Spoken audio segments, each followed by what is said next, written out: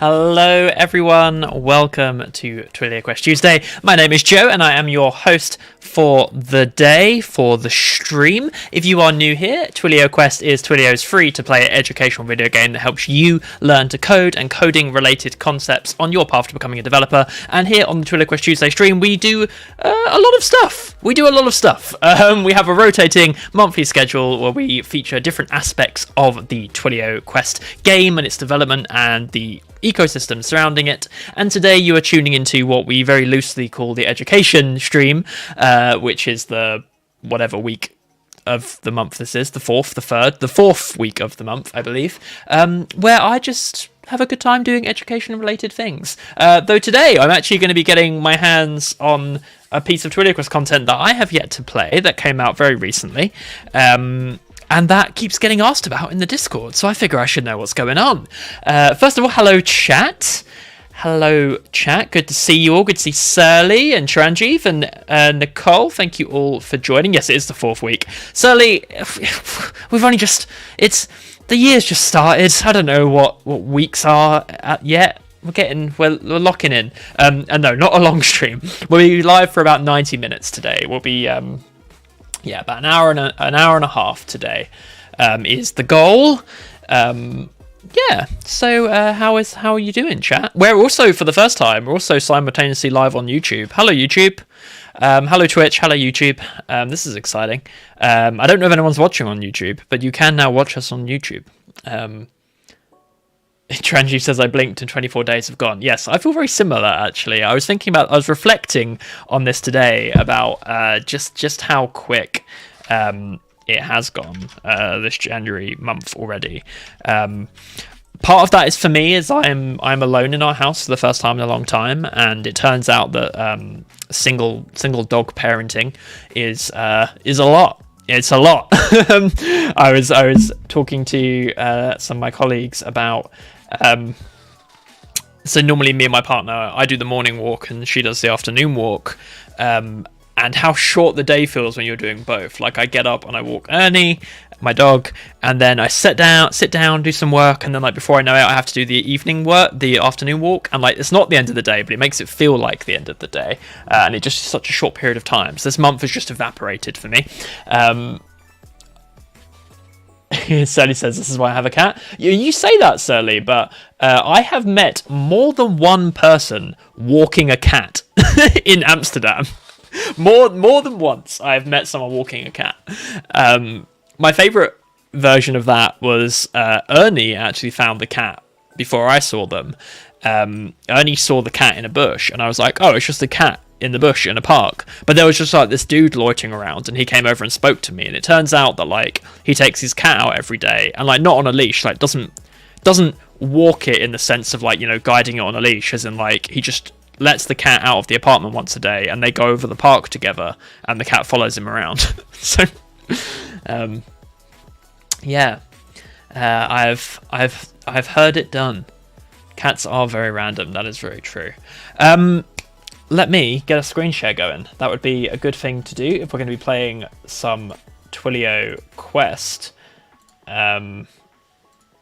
First time firing up my screen share of the year. Give me a minute.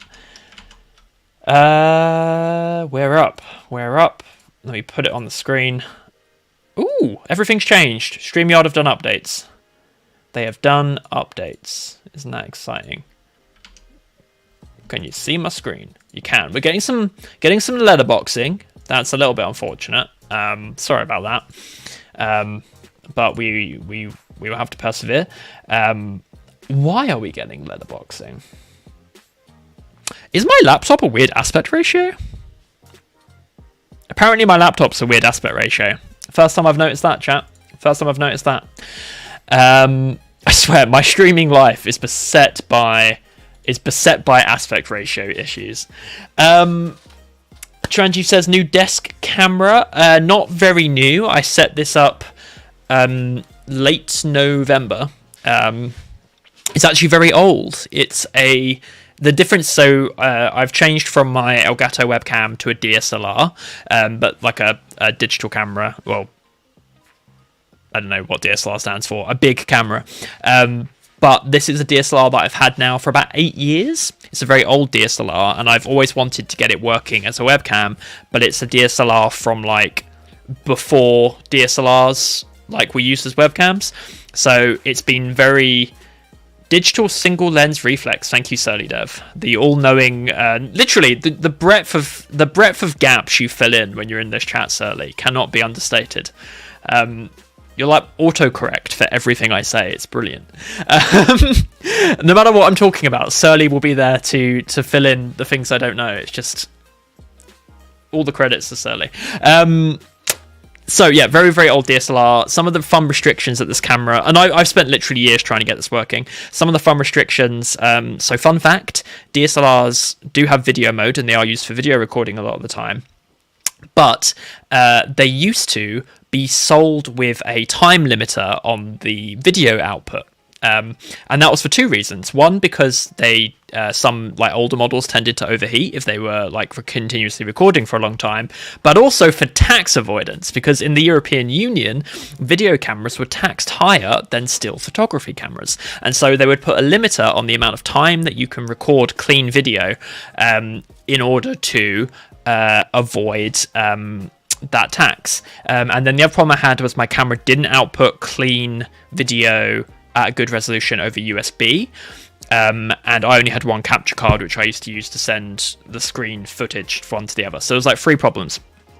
So those problems have now been solved. One of those problems was solved recently by OBS. I no longer have to use my capture card to send my screen to the stream because OBS added NDI. So I now, my stream setup is now fully wireless between my stream computer and my TwilioQuest computer.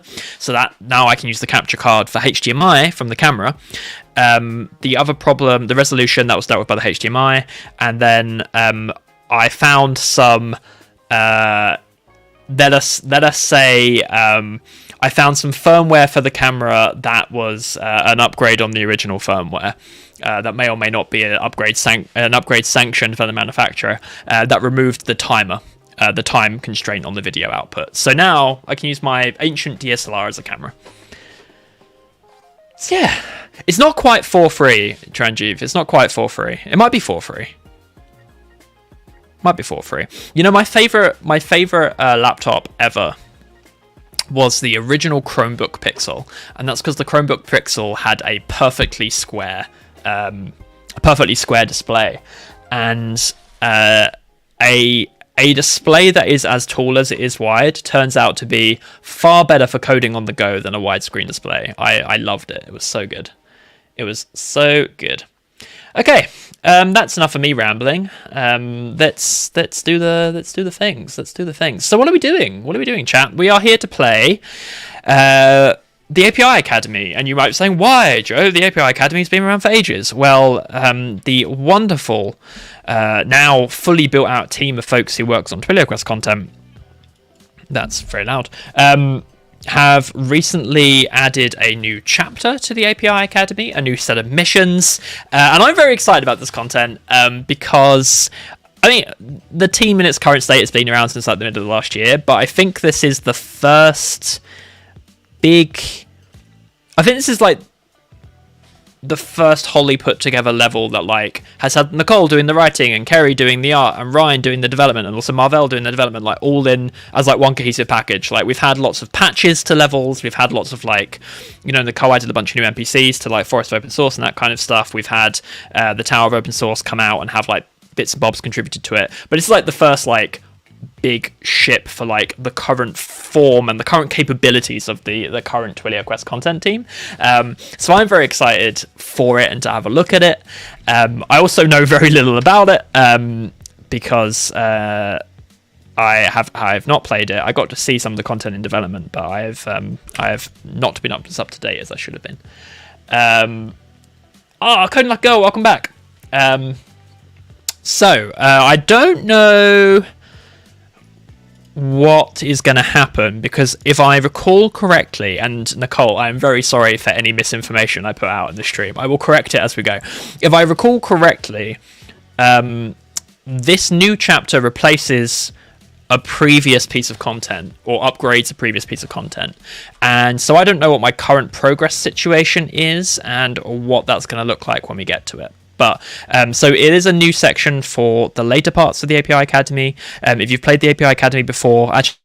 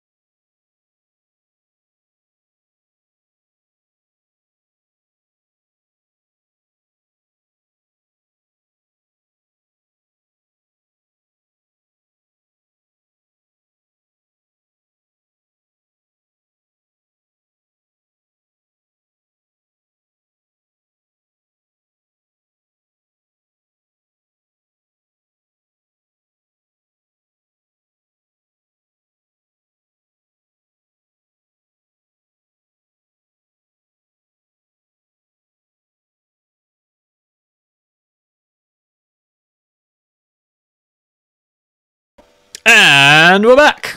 Hello. I hope I'm back. Am I back? And we're back. Oh, I'm back on my mobile. Okay, I'm definitely back. Go away, Twitch app. Hello. My internet just died. So let's hope that doesn't happen again. I don't know where I was. So let's rewind. Oh, hang on. There's the YouTube stream picking back up. Yes, cool. So APIs, they let you access other programs and other data programmatically from your own programs.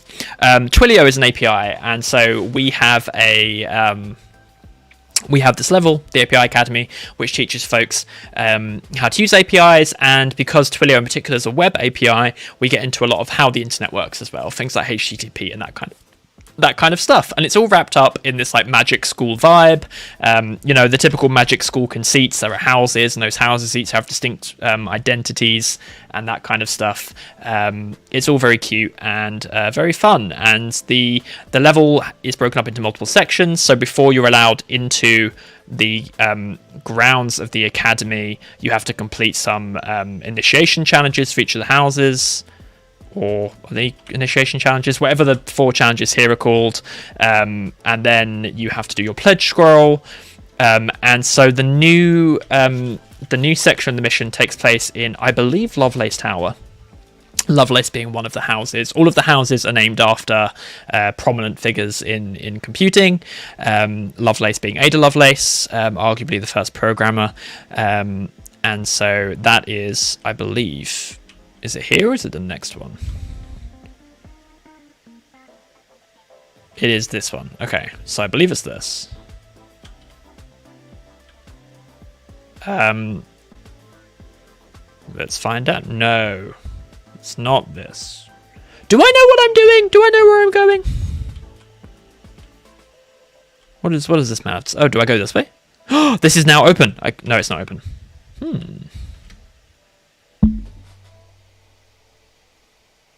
Oh, I haven't completed all the objectives.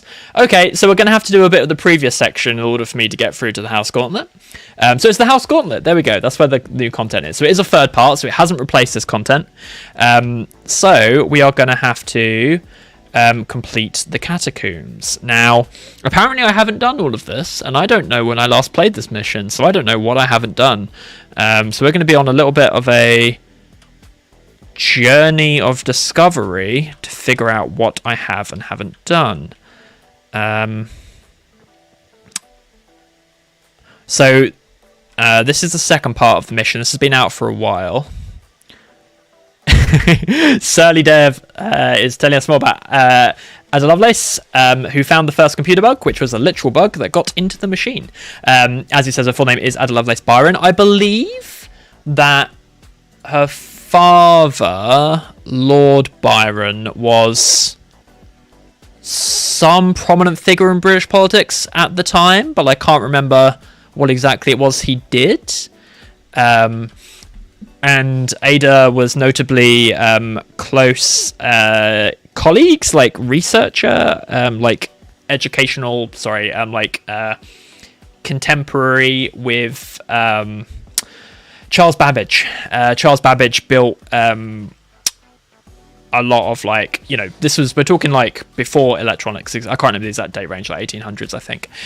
Before we had electronics, and Charles Babbage designed a lot of mechanical computing devices. So he built what was called like the analytical engine and the difference engine, which were essentially like enormous calculators built to do like a single mathematical operation out of an assemblage of gears. And they're huge. The Science Museum in London had a replica of the difference engine, I want to say, for a long time, and it was like a hall. It was enormous.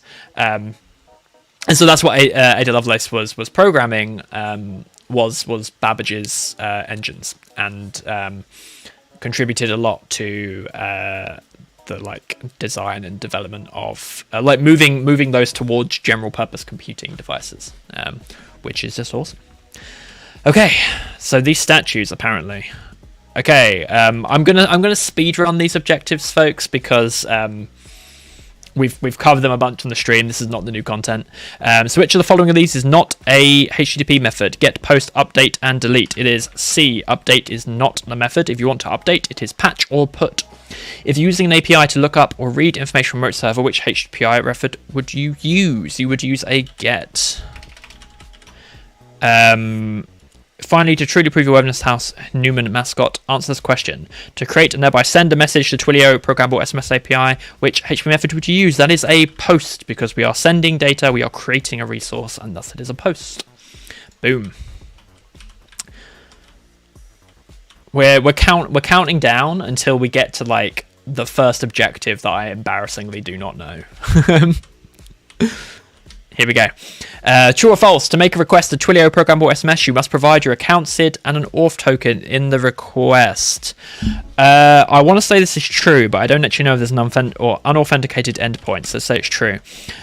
When creating a message with the Twilio programmable SMS API, there are 3 required parameters. 1, either from or meshing server SID, that's correct. 2, either body or media URL. The third is 2. We've got who the message is from, the message contents, and then who the message is going to. This one's going to be a pain. I need to actually do something. I need to actually send a Twilio message. Oh wow, this laptop is extremely unhappy. The browser tabs that I've got, I might actually have to close some stuff, because like my Firefox is just fully crashed. Tabs to right. Okay. I'm going to try and cheat this one, chat. Because so what this wants you to do is use curl to send a Twilio message, and then grab the SID for that message and put it in. I'm going to try and give it a previous SID just so I can get past it. I'm going to quickly drop my screen share for a moment while I bring up my 1Password screen. I don't want to. We're not going to have a stream where I leak the chat today. Where I leak my credentials in chat. We're going to have a successful stream. Twilio. So I need to log into my Twilio account.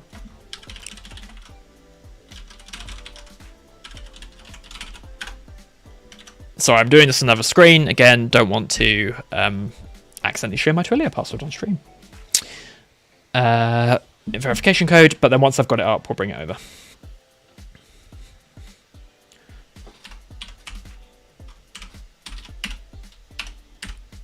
Verify.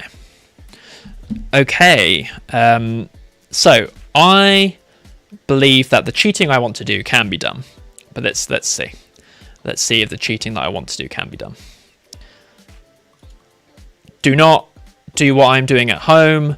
Learning is a noble pursuit, and you should not cheat to get past the Twilio objectives, the TwilioQuest objectives. You should follow their instructions precisely and learn all the things. I have, however, done this mission countless times. Boom. Okay. Don't worry about that, chat. That's all fine. I definitely absolutely sent a Twilio message with curl on my other monitor. Don't worry about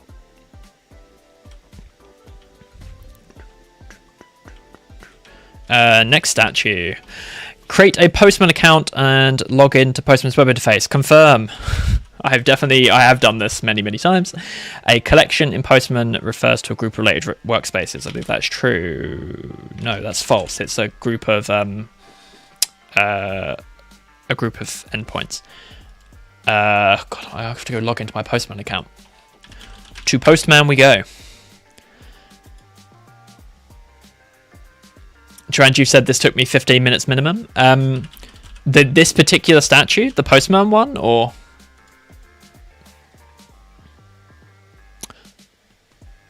why are my Postman credentials not? I'm just going to do it with Google, I guess.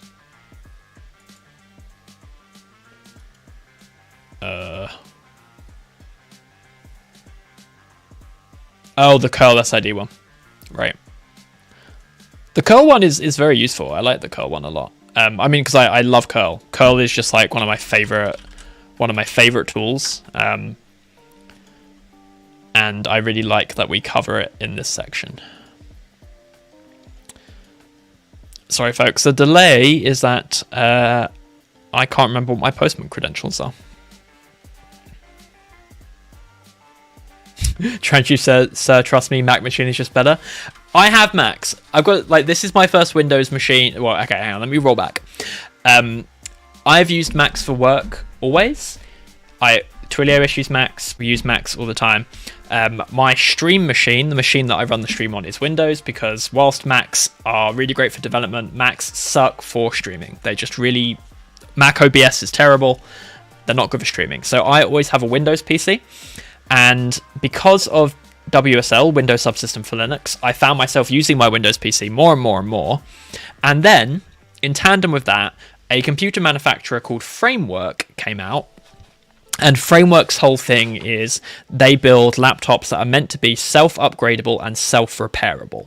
So, like, you can take them apart, you can buy spare parts. When they release a upgraded version, you don't have to buy a whole new computer, you just replace the components. And I am a fanatic about right to repair, but also about e-waste. I absolutely hate that, like, if you want to upgrade a computer in 2023, you have to throw away your whole old computer, right? So I got a Framework because I was very excited about that. And, you know, Framework can come with Windows or Linux. I decided to go with Windows just because, like, I do a lot of stuff on Windows, and WSL2 mostly does what I need from Linux, and I haven't looked back. I haven't missed a lot of the stuff from my Mac. It's been totally fine. Like, there's been no problems. I haven't, you know, I open up my old Mac occasionally, and obviously my work computer is a Mac. But like most of the reason that Macs are a good development machine is because Unix is good for development, Linux is good for development, right? And Macs follow a lot of the same principles for various historical reasons. And so WSL2 on my Windows machine does all that for me. Okay, when using Postman to make a post request, What data format should you select? Oh, sorry, which is the one I wanted. Which tab do you use to set credentials for the authenticated API requests in Postman? So in Postman, I go to APIs. Environments? I think it's environments.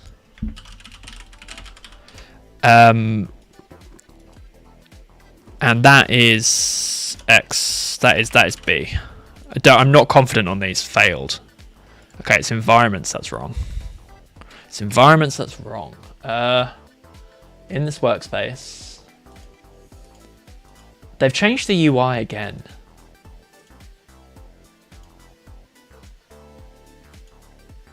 Okay, set up a new API request. Oh, is it just auth? Just auth? No.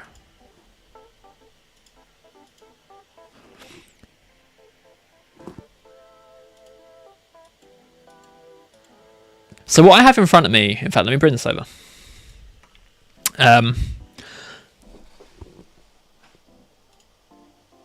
So there's environments. So environments. Sorry, what's the actual question? I keep forgetting it. Which tab do you use to set credentials for authenticated API requests in Postman? Well, that is definitely auth. I don't think it's workspace, Tranjeev. Workspace refers to like a collection of Postman primitives. Let's try headers. Is this meant to be like authentication? Have they just shortened it?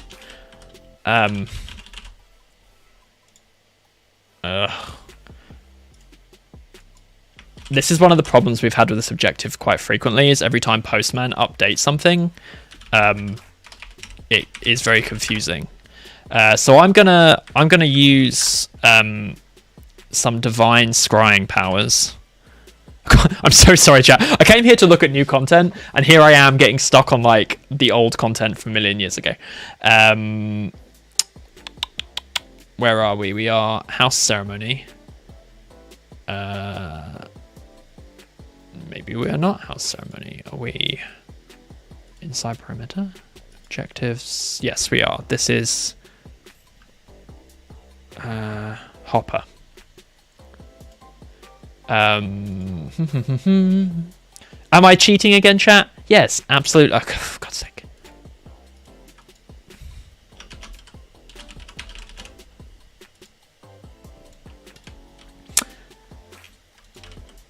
You could put them in headers, Surly. The answer was authorization, in case you didn't see that. So what has changed here? Well, Postman has shortened the auth tab to auth, and that stands for authorization, and that is the problem. So that is a note for this for the team, for us, for me.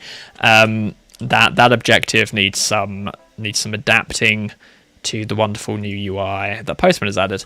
SDK stands for Software Development Kit. Thank you, Nicole. Which of the following programming languages has Twilio not provided server-side help before? I believe it's C++. True or false? One way that libraries can make working with APIs easier by handling, abstracting away some more. Yeah, that's true. That's what an SDK is. Boom. Okay, I believe that's all the statues. I think we've done it.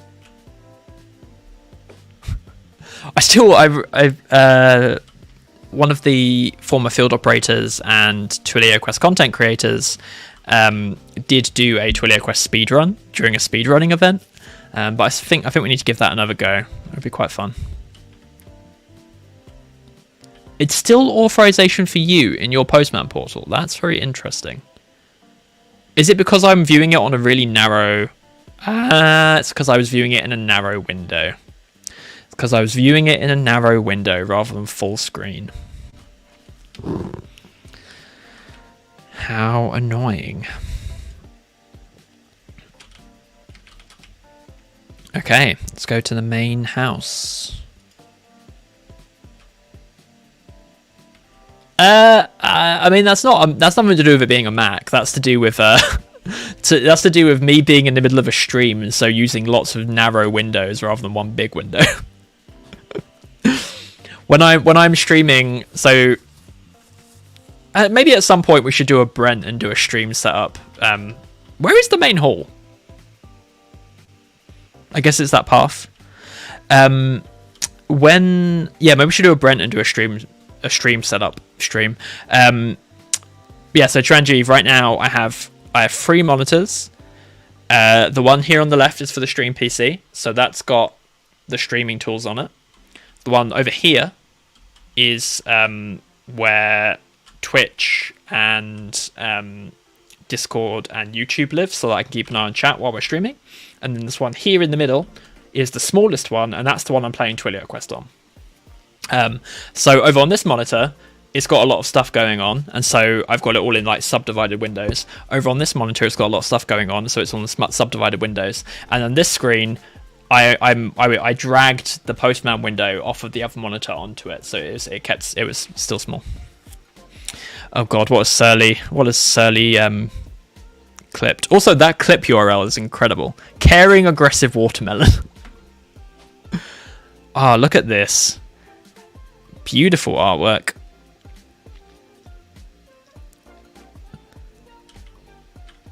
Oh, we've got a telescope, we've got a sign. Welcome to the Arcane Academy of the Arts. Nice. Okay, so we're into new content now, chat. Chat, this is new content land. We have made it. We've done our speed run of the previous content. We are in new content land. Let's have a look at that animation again. We love to have, yes, exactly, Carrie's magic indeed.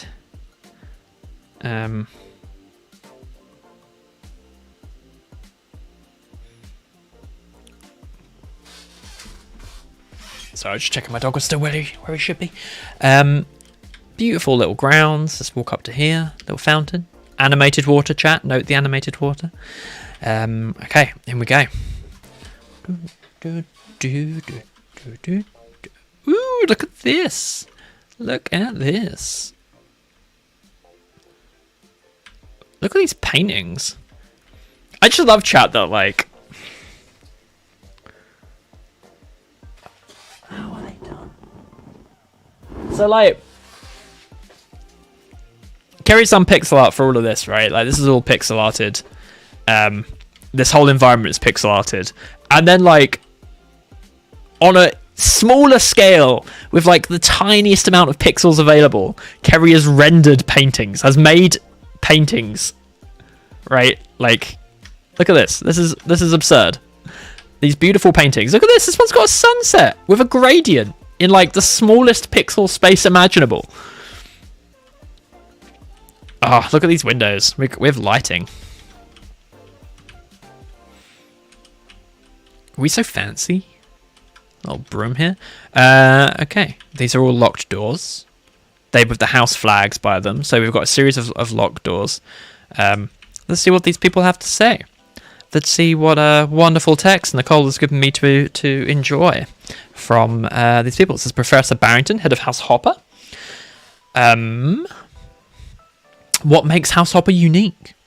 Their strengths are boldness and a willingness to try new APIs. Oh, hell yeah. I'm still deciding which house to join. If I say I want to join House Hopper here, does that like make me do it? Oh no, okay, I need to interact with the fire. Okay. I see. Okay, so House Hopper wants to try new APIs. Who are you, Professor Typher? House Turing. What makes House Turing unique? Problem solving and innovation. We enjoy participating in activities across the academy, from code ball to extracurriculars. Tell me we have like a rule set for code ball. Where can I learn about code ball? When are we making a game within a game? When can I play code ball in TwilioQuest? Yeah, the heads of the houses portraits are incredible. Look at this. Look at this. Also, again, like the differing, like the gradients, the highlights, whatever the proper term for the, you know, like the lighting, the shading, is beautiful. It's incredible. Codeball side quest is coming at some point. Incredible. So sorry, that was Turing, Hopper. Wow, that is a face of a man who has done an awful lot of marking. Also, I don't want to cast aspersions on House von Neumann here, but like the other professors are just kind of like hanging out, being, you know, super like cool and trendy, and just kind of like, you know, smart casual. This man's walking around with his graduate cap on. Like, it was formal. He's just always in formal garb. Like, he's always ready to give someone their degree certificate. What makes House von Neumann unique? Attention to productivity and efficiency, by which he means potions. Excellent. Okay. And then this must be Lovelace. And Lovelace is the House of Artists, where we explore the beauty and art of code, as well as the art of documentation. Beautiful. Beautiful. I love the combination of documentation and art. Okay. Here is the most sacred ceremony. Chat, what are we doing? Oh, you know what I can do? Are we allowed to do a poll? Or do we have to be affiliate for that?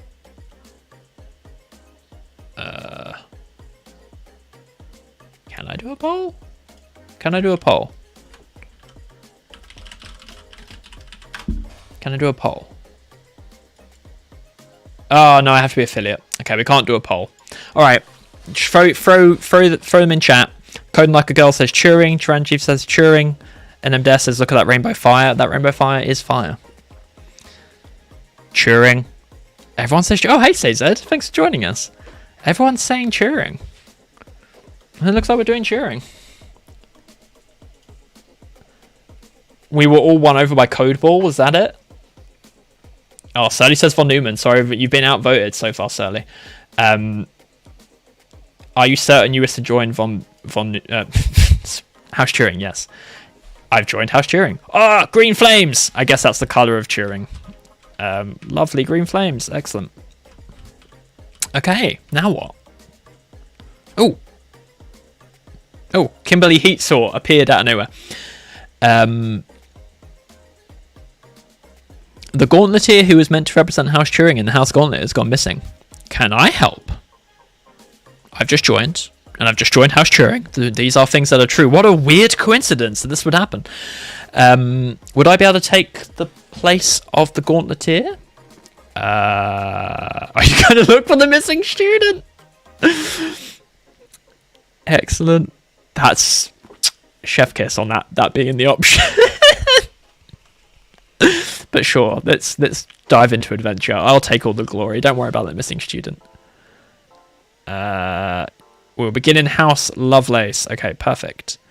Which I'm assuming is up here. It is. Okay, now we're into Lovelace Tower.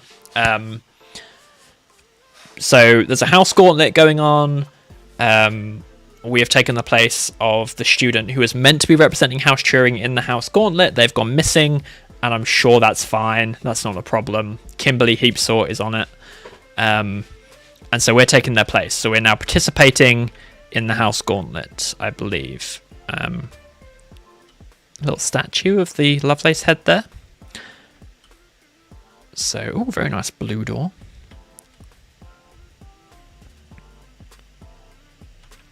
Oh, how did she get here before me? Hey, Professor Clay.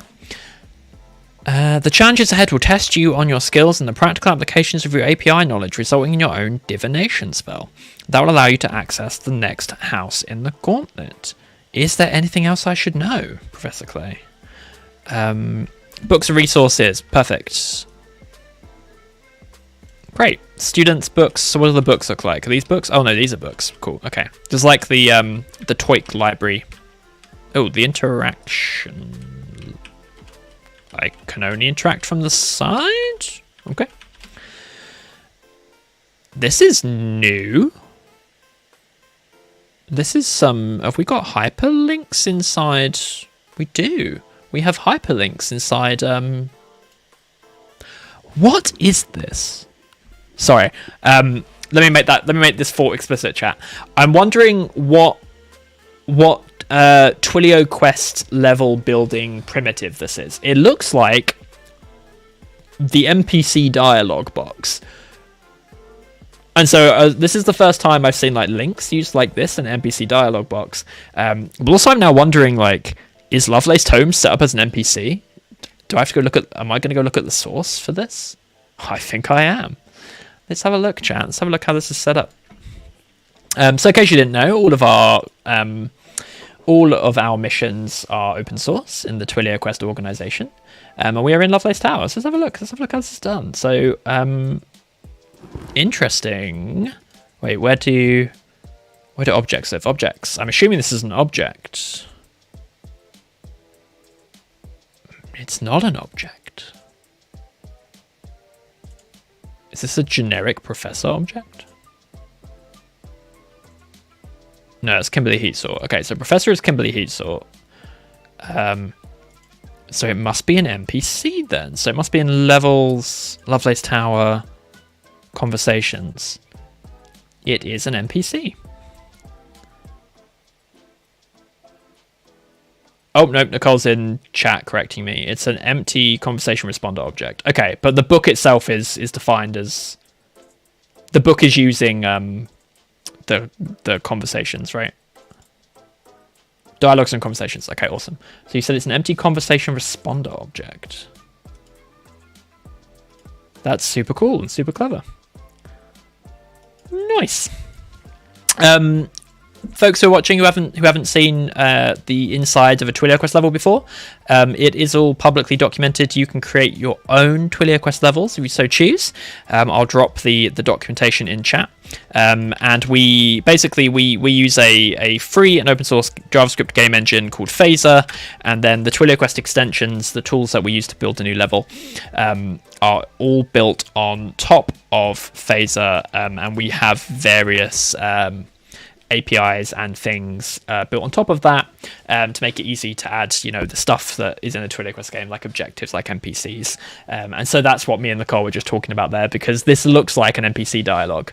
And so I was interested in which of the TwilioQuest extension tools it was using. And it's using an NPC dialogue, which is really cool. Okay, so let's see what this link is. I said, let's see what this link is. There we go. Oh, wow. Okay. Amazing. Chat, we're linking to scientific papers in TwilioQuest. That rules. That absolutely rules. I love this, Nicole. On SciHub as well. That's excellent. So this is a paper about... This is a meta thing to be putting in there. That's awesome. So we're linking to a paper about what makes for effective API documentation. That is incredible. I'm extremely happy with this. This makes my heart, my computer science education paper reading heart full of joy. Relatedly, the next Papers We Love group is meeting on Thursday. For those of you who don't know, Papers We Love Education is a research reading group that we run here at TwilioQuest, where we read papers about computer science education. And this Thursday we're being joined by Felina Hermans, who's a professor at the Free University of Amsterdam, to talk about her paper on a educational programming language that she created called Haiti. You can find information about that on the Papers We Love GitHub at the address that I'm throwing into chat now. And of course in the TwilioQuest Discord as well. So if you are interested in computer science education and how we can learn and teach better, and you are also excited, I'm reasonably excited by seeing a scientific paper pop up in TwilioQuest, come and join us on Thursday. Okay, we have a statue, a local function. Ooh, we get to write code, chat. Okay, so this is the content we came here to see. I was speed running the objectives last time, but we're going to engage properly with the objectives here because these are the new objectives, and we're gonna do them how we always approach TwilioQuest objectives and walk through the tabs in the correct order. So we, as always, have the free tabs. Objective tells us what we need to do to pass this objective, and help gives us greater context, helps us fill in any educational gaps, any concepts that are unfamiliar with us to us. So let's check out what we need to do first of all. So let's just briefly look at the requirements before diving into the text in depth. We need to create a function called swap strings. The function takes 3 string arguments. It replaces all instances of the target string in the source string with the replacement string. So of those 3 arguments, one is the target string, one is the source string, and one is the replacement string. So we have a source string which contains instances of the target string, and we are replacing those with the replacement string. And we need to use the replace all function, which is a JavaScript standard library thing, and return the resulting string. This is the first of the many challenges. We're going to be testing on our ability to apply your knowledge of APIs. For this first challenge, the house gotten asks you to explore how local APIs provided by libraries. That explains why we're using this library function. Cool. So as we were talking earlier, chat, about APIs as a generic way to access the functionality of other programs and make it usable from your programs. A lot of the earlier API Academy has focused on web APIs, but one of the points that's made in the first part of the API Academy is that APIs aren't just REST APIs and HTTP APIs. When you create a library with your code and you allow others to import that library, the set of variables and functions and objects that you expose through your export, for your library export, or your module export, is in itself an API. It is how someone importing your library interacts with the interface that your code exposes. So this objective is revisiting that and looking at how when we import libraries into our code, we are in fact using an API. We're using a interface to an application. Cesar says, now that I'm learning about TDD, I really appreciate the requirements and TQ challenges. Yeah, this is a conversation we have a lot, actually, and I think me and Sharanjeev have definitely had this as well. How one of the things that I think a lot of people accidentally learn from TwilioQuest, it's not something we explicitly teach, but it's definitely taught by TwilioQuest, is like computers won't fill in the gaps for you, right? Like computers, when you program, the program will do what you told it to do. Whether what you told it to do is what you think you're doing or not is the question, right? And so like one of the things that trips people up a lot in like early TwilioQuest objectives is like, TwilioQuest will say, create this variable and then, hack the objective. And when you hack the objective, it checks what, TwilioQuest is just a program that looks at programs to see if they're correct, right? And we only have one of, there's lots of different ways of doing that, but we're doing it quite naively in a lot of places. And so if TwilioQuest tells you to create an objective called foo, it will look for to create a variable called foo, it will look for a variable called foo.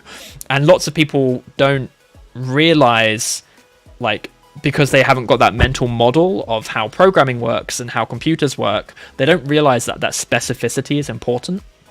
And so one of the earliest groups of mistakes that we get is like people not setting the names to be exactly what TwilioQuest says. So their code is correct technically, their code semantically has the meaning, like their code has the meaning that it's meant to have, it does the thing it's meant to do, but the identifiers aren't named in a way that TwilioQuest can tell that their code does what it's meant to do, right? And there are better ways of doing this. We cite this all the time, but Lakali, TwilioQuest community member Lakali, did it a better way. Lakali's extension .NET doesn't look at like identifier names like we do. Lakali's extension uses a abstract syntax tree, the representation of the code. So like her extension actually like passes the code and builds an abstract syntax tree, and then she's not looking for like, do they have a variable named foo? She's looking for like, is there a variable in their program? Which is a much better way of doing it, but requires tooling that isn't native to JavaScript, right? So, and also is hard and smart. So we don't do that in the JavaScript objectives, right? But so yeah, one of the things that TwilioQuest kind of teaches people is to follow the spec, which is useful if you're going to go on to learn about tests, because essentially, like when you write TwilioQuest objectives, you're essentially just writing tests. Like if you do test-driven development, if you've learned about test-driven development and writing tests for your code, you can put that knowledge to use writing TwilioQuest objectives. That's what the validator for a TwilioQuest objective is, basically. Okay. So source string target word replacement. So the function needs to be called swap strings source string target word replacement word. Let's see what we've got. So we're using the inbuilt editor and we just have stuff. Great. Okay, so first thing we're going to do, chat, we're going to We're going to be good students, good Lovelace students, and we're going to go to the documentation for replace all. And my favorite place to do that is MDN.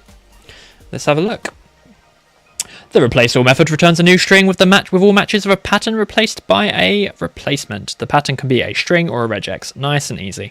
So on the string, replace all dog monkey. So super simple. This objective. So we've got the we're going to be doing source string replace all, and then we're going to have target word and replacement word. Which way round they need to be. So we've got replacement word with target word. Replacement word with target word.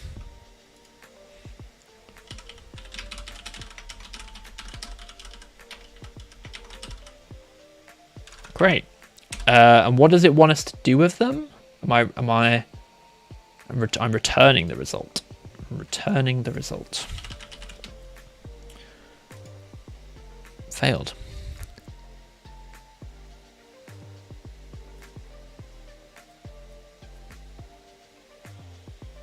Expected bar bar bar something bar from input foo foo foo something bar and got foo foo foo something foo.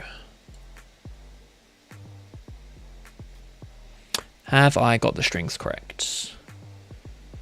So replace, for instance, the target in the source with the replacement, and I've got source replacement target. Is that correct? Never replace alternative. What's the pattern? A pattern replaced by a replacement. Have I got it the wrong way around? I think I have got it the wrong way around. Yes, I have got it the wrong way around.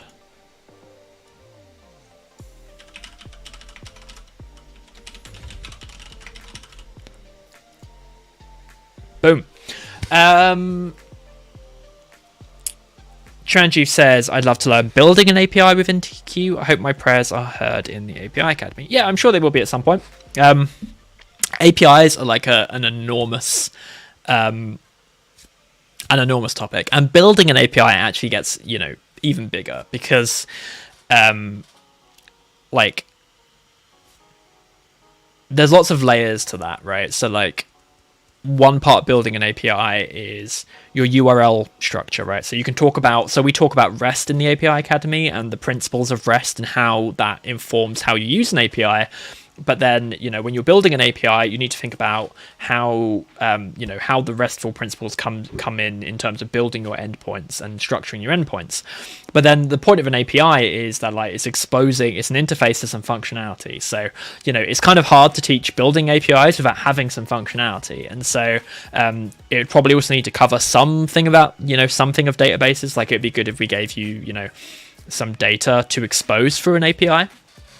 So in Operator Academy, for example, we do use TwilioQuest to teach building APIs, to try and teach building APIs anyway.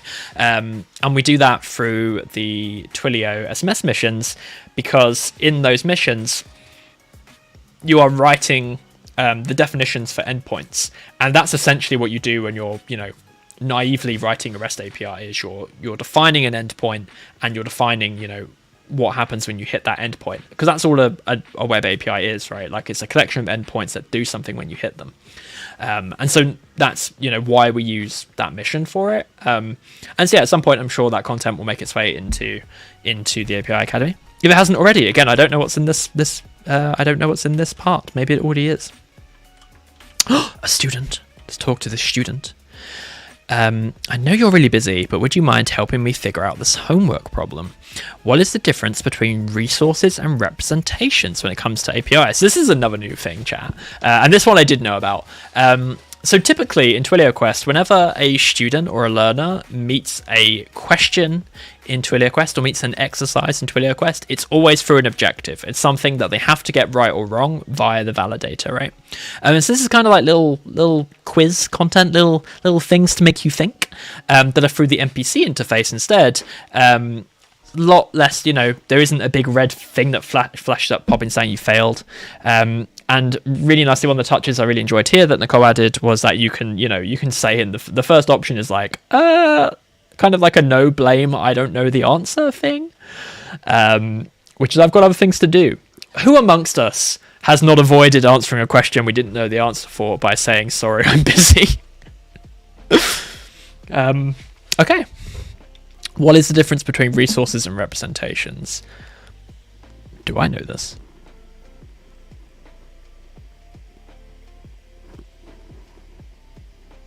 I don't know if I know the answer to this, chat. Let's find out. That's not it. That's not it. Okay, sorry, which one was that? A resource is anything with a URL, and a representation is an explanation of the state of a resource. I guess that tracks.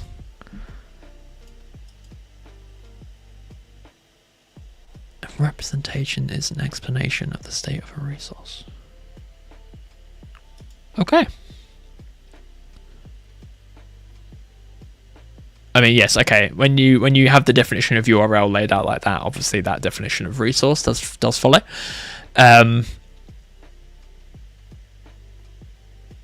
see. Okay. Okay, I get it. Awesome.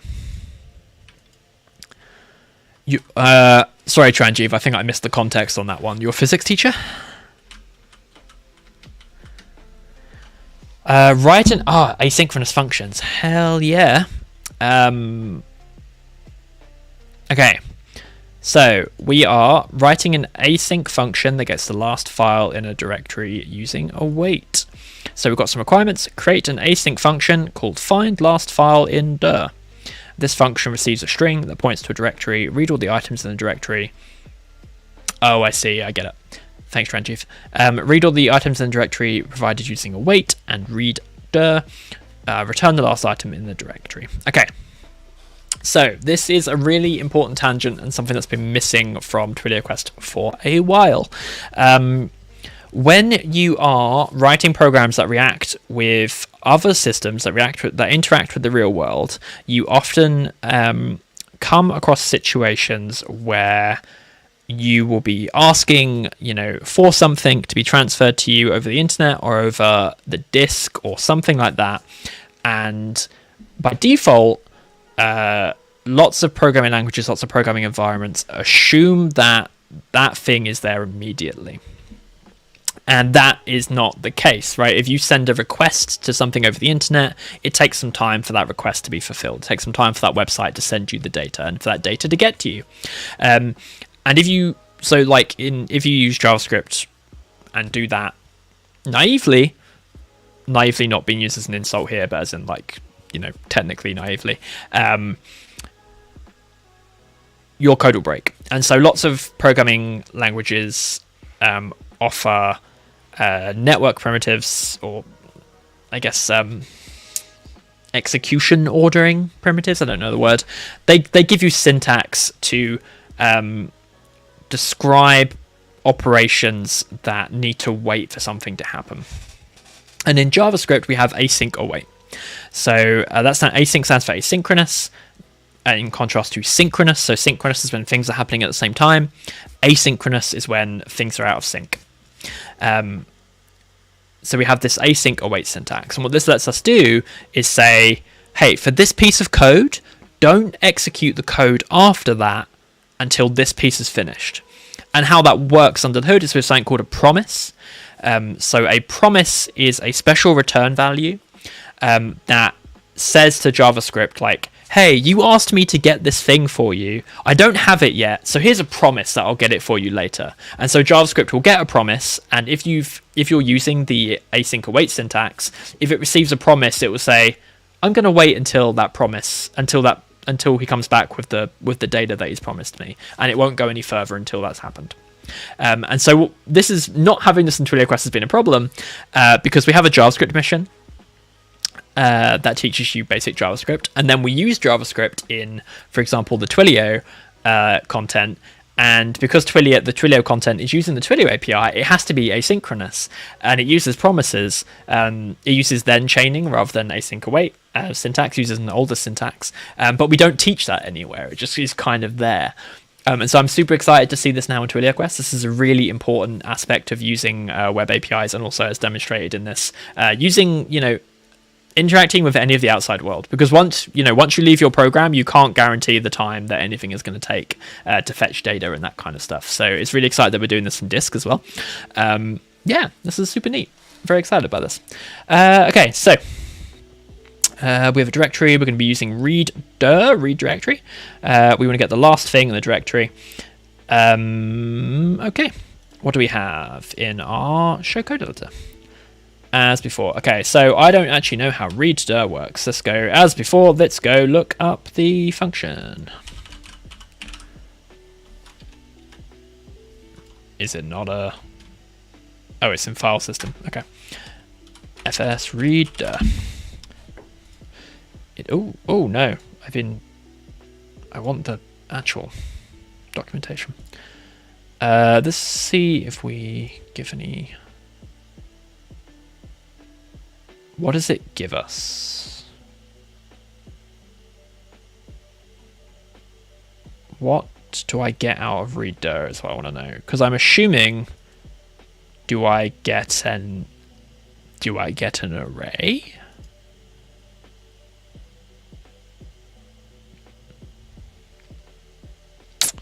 This might be something we need to add to this help. Oh, here we go.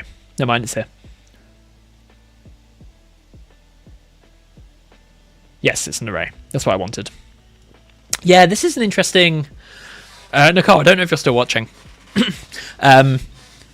This might be an interesting thing for us to do in these objectives where we're demonstrating APIs through... local functions. So, like, for example, if we go over to the Twilio docs... we go over to the Twilio documentation. And we go to like SMS, and we go to the API reference for the message resource, right? So what we have straight away in this documentation is like the properties. So the properties on the message object, what data it expects, and what format that all needs to be in, and then like the return object, right, the response object. And this is like just the top level information. You need to use that like this API straight away. What do I give it? What do I get back? And that is findable here. It's that content is here, it's like in the bottom of the help. So I've got read dir here. Read dir is, in this case, an API. It's a function that is taking something and giving me something back. And what I wanted to know from reading this objective is like, okay, I need to get the last thing. If that's an array, that's really easy. I know exactly how to do that. But I don't know what data structure it is. I don't know how it gives me the directory results. And so I was pecking around looking for that, and I found it in prose. But maybe we should follow the example of like of API documentation and have like some kind of high level table view that's like, what's this function's parameters and what's this function's outputs? Like what does it take and what's its return? Because I guess we kind of had this in the previous one as well. Like the previous one, we have we've got these three arguments, and replace all is a method on one of those arguments that then has to take the two other arguments in a particular order. And like, I stood here parsing which was which, and my first failure was getting them the wrong way around. So maybe it would be helpful if we represent these, if we have kind of like an API documentation view of that, where it's like read dir takes dir path, it returns an array of the contents, and then that would save a lot of hunting, if that makes sense, and would be in keeping with what the students will find when they start to explore API documentation themselves in the real world, like we have here in the Twilio docs. Okay, great, perfect. So we're just doing read dir, and it just takes dir path. and then that gives us an array, and this is an async function, so instead we're doing this async. So what I'm going to do is call it let the contents equals await this. So this is how async syntax works. So you declare a function as async, and that allows you to use the await keyword. So the await keyword will do that action that I described earlier. It will make JavaScript say, I won't run any of the code after this line until this promise returns. And you can't use the await keyword unless you're in an async function. So once that promise returns, dir contents will be an array, and then we can return the last element, which is dir contents dot length -1.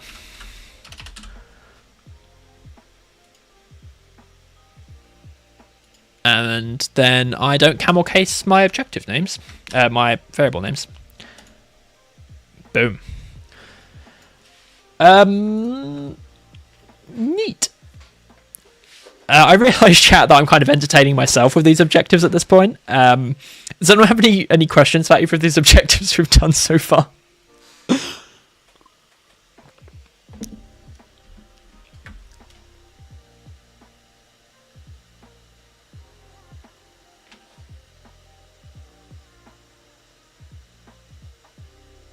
I'm going to assume that's a no. Pressing onward. Oh, look at this classroom. This classroom is so great. Oh, thanks for coding that girl. Ooh, a poster. These do things. Yeah! The International Exhibition of Virtual Art, hosted by House Lovelace. Is my laptop plugged in? Yeah. Of the world-renowned Arcane Academy of API Arts, presents interface abstractions, abstract interfaces.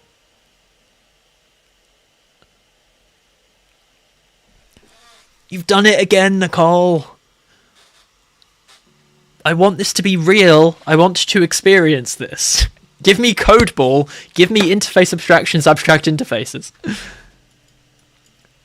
I want this to be a link.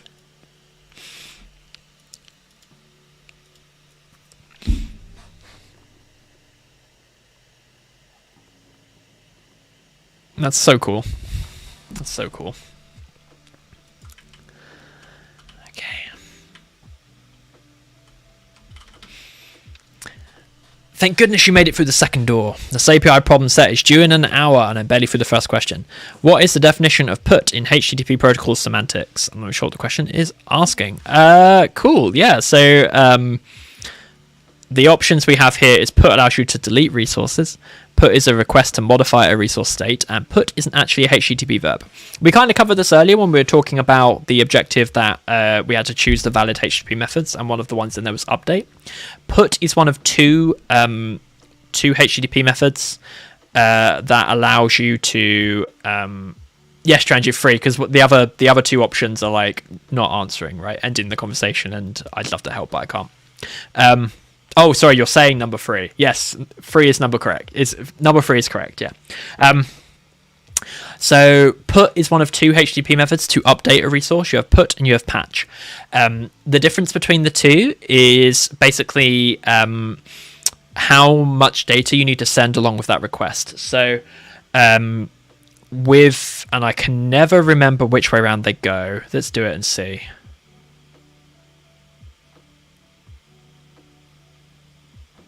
Yes, it explains it here. There we go. So with put, so say you have an API that's got user data on it, right? And you post to create a new user, you get a user's data. And say a user is a name and an email. If you wanted to update a user's email address, you can use put and patch. If you used put to update that user's email address, you'd have to send a whole user object. You'd have to send the name and the email address. So if you just wanted to update the email, you'd have to get that user's current name, build an object with the name and the email, and send the whole object. Whereas if you use patch, you only need to send an object with the email field. You don't also need to send the username field, or the username field. So it's partial update versus full update. Why is this desirable? It's a very good question. I'm not sure I have a good answer for why you might want to use one over the other. I mean, there's definitely certain like data consistency things that come into play there, where like if you're sending the entire object every time, you know, it is harder to have like mismatched data. It's harder to assign like someone's incorrect email address to someone's incorrect username. For the end user, for like the user of your API, it can also be like more consistent, right? Because they're not having to write code that deals with like partial objects. They can use the whole object all the time. But yeah, there are your two options for updating data on an API. I'm sure Surly knows a better reason why put or patch might exist. Can House Lovelace student be changed to Chiranjeev? This one in particular?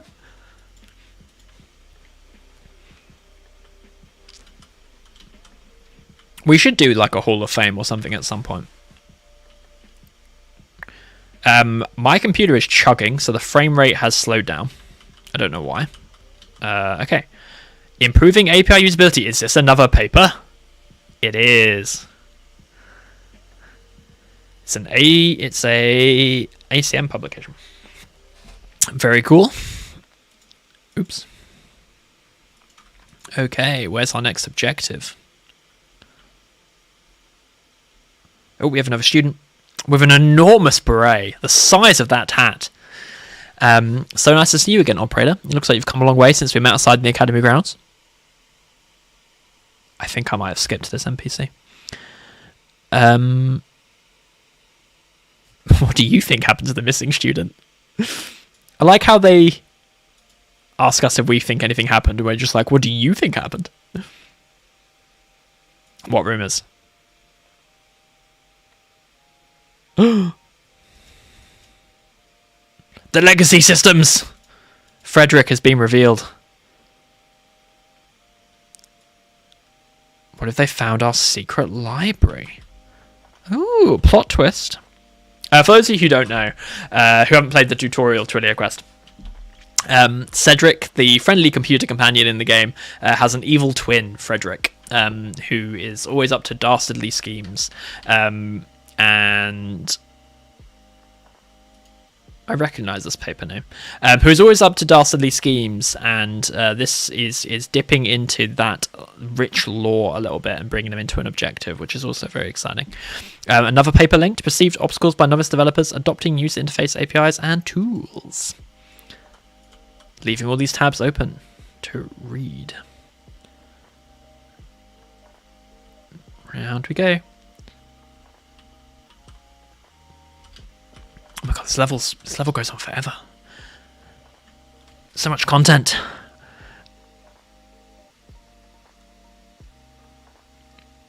I mean, that makes sense, but I'm also sad about that, Nicole. You're filling my paper backlog. Aha!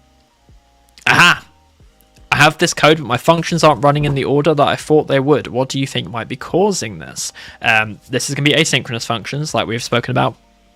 There we go. It's the await keyword. We've seen this before. Testing our gained knowledge in conversation. Okay, so now we're doing async functions for a fetch request. So we've done async functions for reader. Now we're meeting the main function that you use to interact with web APIs, which is fetch, which is very exciting. So we fetch, and just as with reader, this is one that you want to use URL on. That response will be an object that contains text, and then we want to get that text. Or an object that contains some properties, and one of those properties is text. So we're going to be getting a magical phrase. We're going to be getting it from the magic endpoint, pass the text, put it into the input. Okay, that seems... Oh, we have to... Ooh, okay. So it's not actually validating the code, it's just looking for the phrase. That's great. So the endpoint is that. Okay, so first up, we're going to define let's do response equals fetch and then this URL.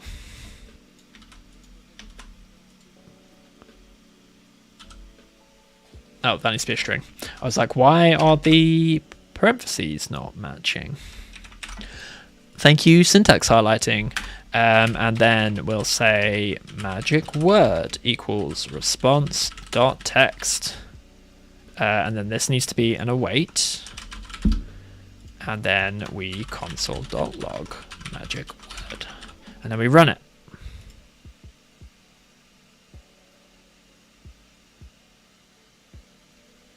I did an oopsie.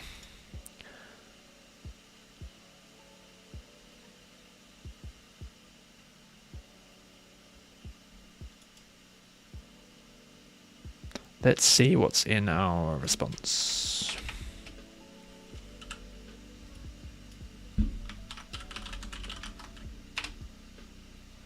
Oh!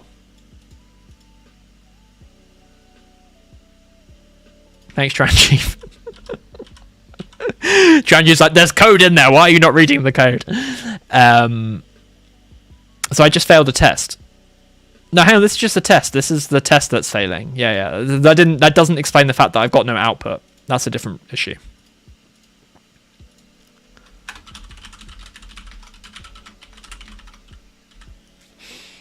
I mean, that test is failing because I'm just console.logging the word when I need to be returning it, right? But I want to know why I'm not getting anything.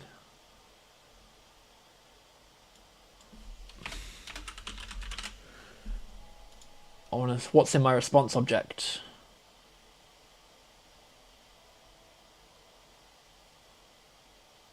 Oh, now I've got the magic word. What?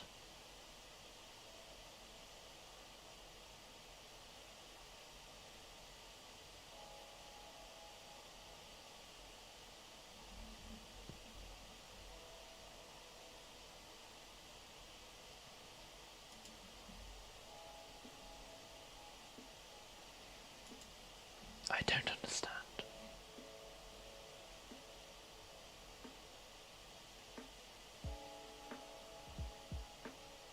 And it says you have add await in front of test method call. Let me explain what I'm confused about. Everything's running fine. We've got the magic word.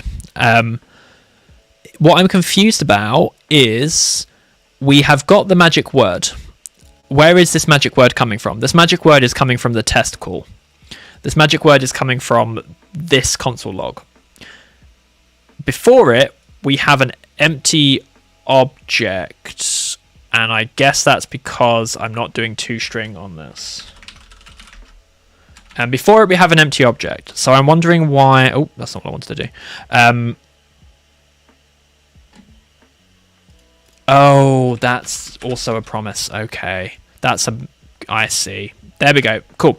That's what I was confused about. Okay, so I was confused about why this was producing the magic word, but this line was not. And it's because text, and this is what I totally missed, I thought text was a property, so I was sat here staring at this... staring at the response object, being like, there's not a text property on that. What is happening? Text is not a property. Text is a function, and that function produces the magic word. We don't need to know how. It's an API. That's the joy of it. But it is an asynchronous function, so we had to await that, and then I got the magic word. And so that's why this call is producing the magic word output, is because this was awaiting the thing as a whole. So that was working as expected. That is what I was confused about, chat. And that was what was not working. Sorry, I didn't explain my thinking as I went there. I just went straight into the think tank and got confused. Oh, that was fun. Let's talk about fetch a little bit. So traditionally... So JavaScript, there's browser JavaScript and there's Node.js, the like desktop server runtime. Fetch has been the API for making network requests in browser JavaScript for a hot minute, but Node has not had Fetch. You've had to use different libraries. So in other TwilioQuest content, for example, you'll see we use Axios, which is another HTTP request library. Node.js has its own HTTP request library. Lots of different ways of doing HTTP requests, but it's always been very annoying that the API for HTTP requests has differed between browser and desktop JavaScript.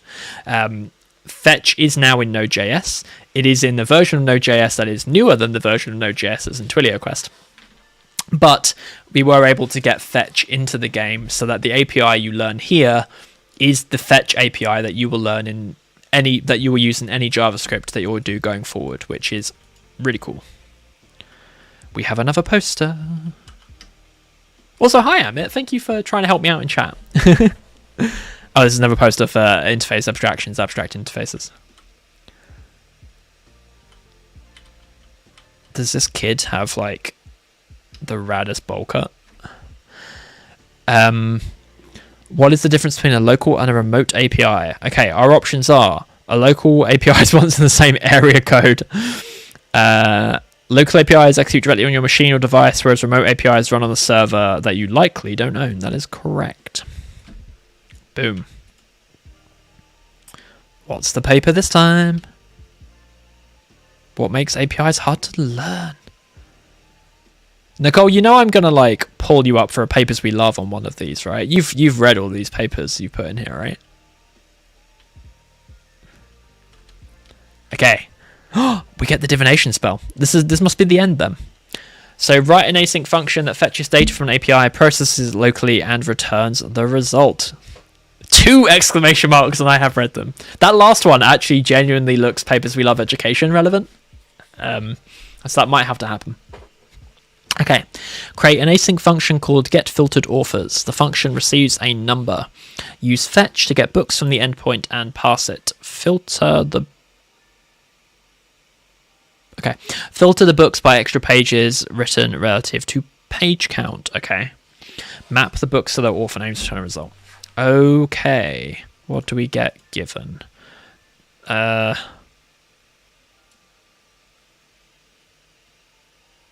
I literally just filtering? I'm not entirely sure. Let's have a look. Okay, so same as before. So same setup as before. Sorry. So we're going to do a response, which is going to be awaiting a fetch request to that URL, to the divination URL. And I forgot to make it a string again. I don't know why I can't write JavaScript in the inbuilt editor for some reason. And that will give us response.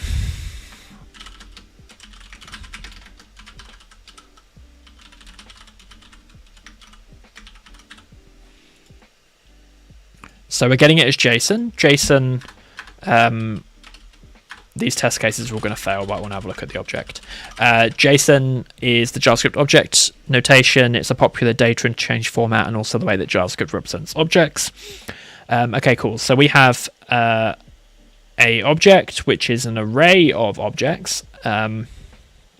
Those objects are books, and those books have metadata in the page count. So we have a page count. That's what is coming in here. So we're filtering the books by extra pages written relative to page count. I'm having trouble parsing that sentence. We need more info. The request and pass data from the endpoint. Filter the authors by those who have written more pages. Okay, great.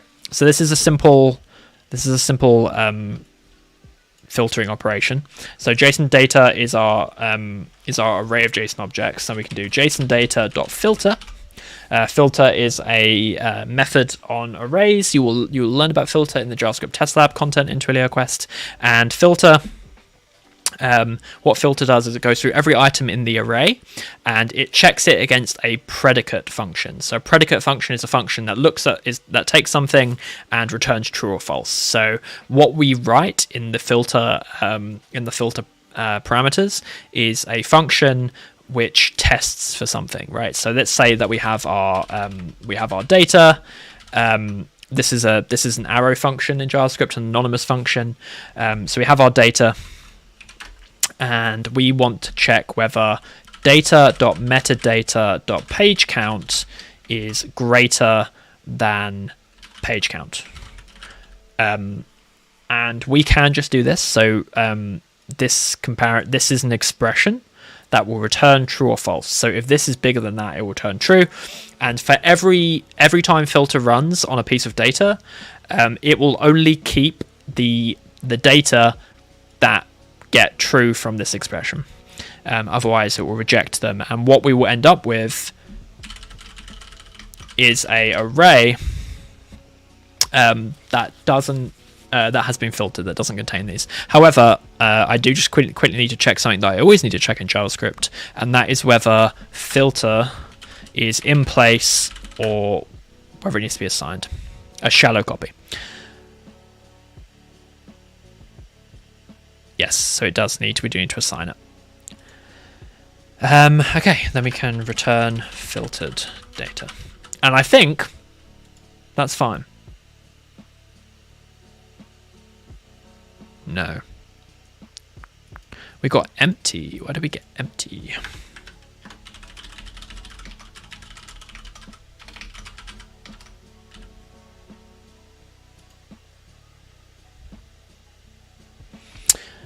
Getting empty. So what have I done wrong?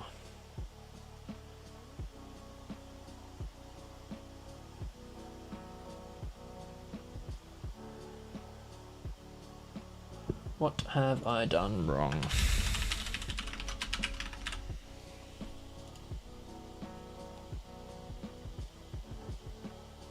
So what I'm doing, chat, I've got, somewhere my filter function's not doing what I expect.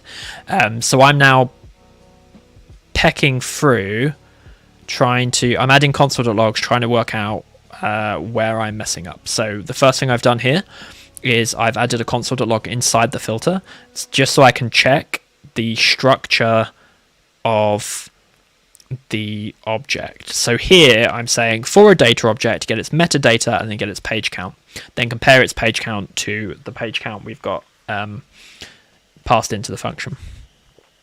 And that is definitely the object. So here's one of the objects we're getting given. Sorry, Ernie's on the move. Don't know where he's going. So we've got our data, we're going to metadata, then we're going to page count. So let's just try console.logging that instead and just make sure that gives us what we want. It might be that I'm messing. Oh, I know what I've done. Okay, this is actually a subtle and interesting thing. When you write an anonymous function, there are two ways you can write it. You can write it with or without the curly parentheses. When you do not, you can only write it without the curly parentheses if it's like a single line, if it's a single expression. If you write it without the curly parentheses, it's an implicit return. So this returns, just by default, it just returns. In the previous version, I had curly parentheses, so it's not an implicit return, it has to be an explicit return. So that's why I was getting nothing, I think. Yep, that's why I was getting nothing. Okay, so now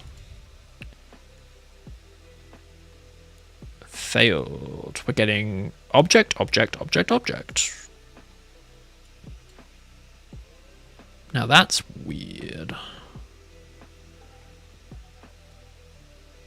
Why are we getting that?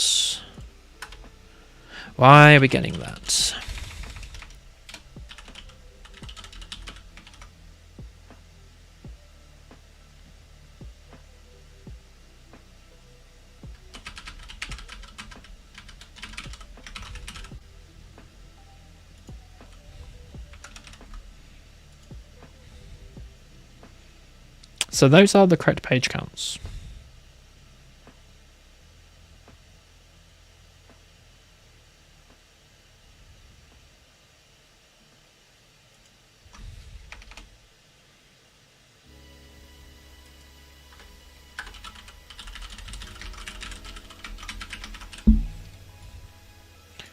So why are we getting objects instead of the actual objects?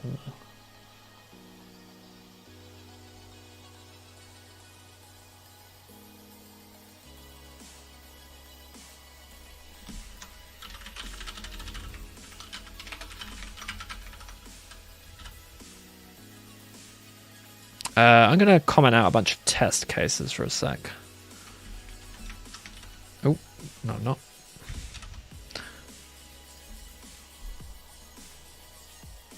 Why are they... Thank you, Renji. Except in this case, it's a patient that I made sick. I've poisoned someone, and I'm trying to work out why I poisoned them.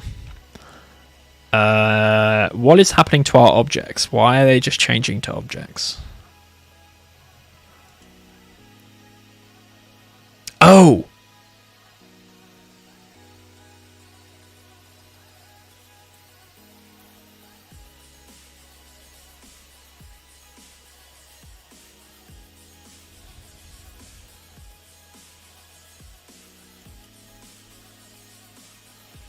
Okay, I didn't get the last step. Return the name of those object authors in the form of an array. So that's what's going on here. I don't want to filter at all. I actually, in this case, want a for each. I actually want a for each, because what I want to do is I want to say if this. So sorry, let me explain what we're doing. So I was building a array that had just the author's. That had the whole book object if the page count was higher, but what it actually wants is just the author names in the array. So instead of using a filter, I'm going to use a for each, and then for each does what it says in the tin. For each item in the array, do this, and then if that is true, then we return data.author.name. So this was a case of, I still don't know if this is going to work. Let's see. This is a case of me not reading the spec.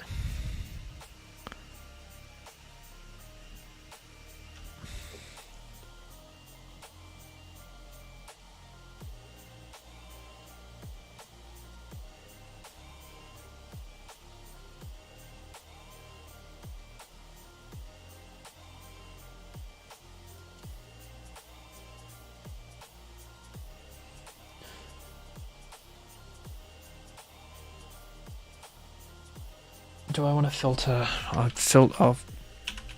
filter and then for each. Oops. Or filter and then map.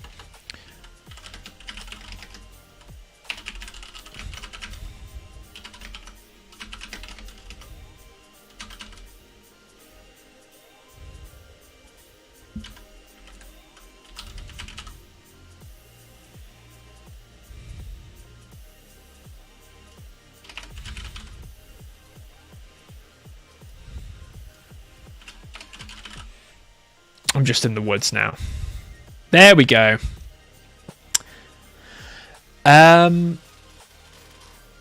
Enjoy work, Code Like Girl. Thank you for tuning in. And yeah, I'm always very happy to fail in public. That is one thing I'm exceedingly good at, is not knowing what I'm doing. Okay, in this case, I think we've done it. And I've definitely done it with an additional step. I'm not entirely sure what was wrong with my for each. I think it was because I wasn't handling the negative case, but done is better than perfect. So this should now work. Be nice to me, TwilioQuest.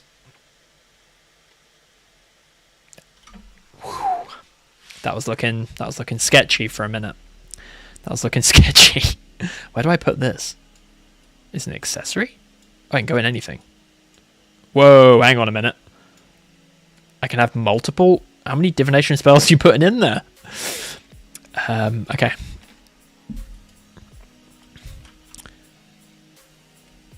Hey, it's the groundskeeper. What are you doing out here? You're not keeping ground.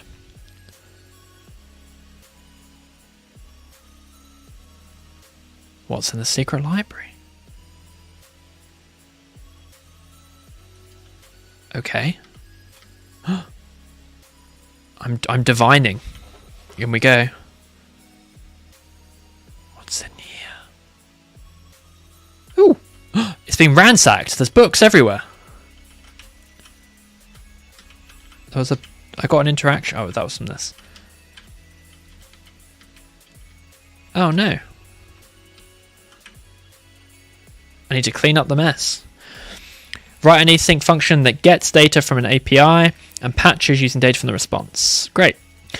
Create an async function called get and patch corrupted inscription. This function receives a number. Fetch and pass the corrupted inscription from the divination endpoint. Get the inscription fragments from the scrolls that litter the library. Send the patched inscription as well as the GUID to the divination endpoint. Okay, that's a lot of stuff. Let's have a look. Okay. This function receives a number. Fetch and pass the corrupted inscription. What's the number? What is the number? The GUID. Number is the GUID.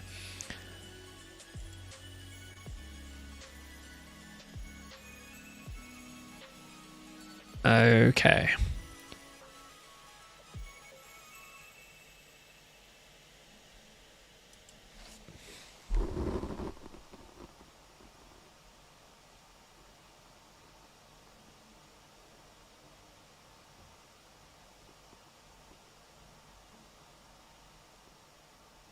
Okay, let's do it bit by bit.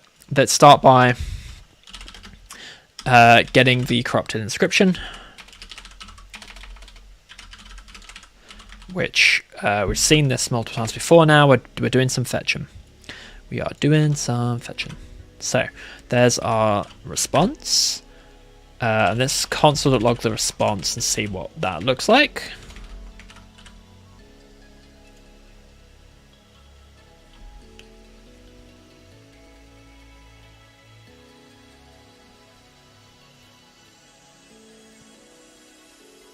Looks like a whole lot of none. Why though?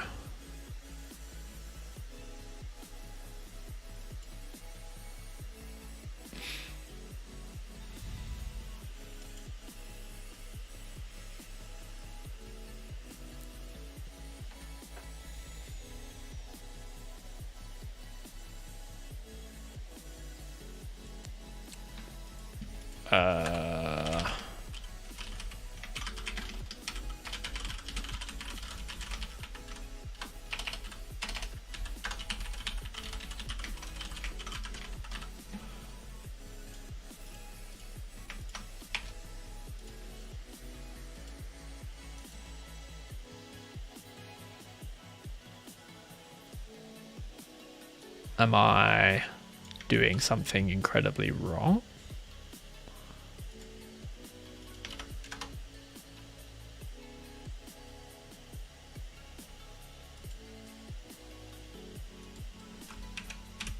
How do these config objects work in this method?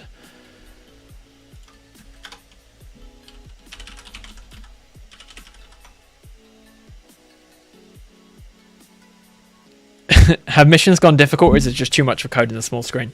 Have missions got difficult? I would say I don't think they're more difficult. I think this. Oh, first, okay. You know what, chat? You know what I will say. I would say this is me coding live on stream for an hour and 45 minutes, because you know what the problem with this is that I'm not calling my function. It's very important if you want to test a function that you call the function.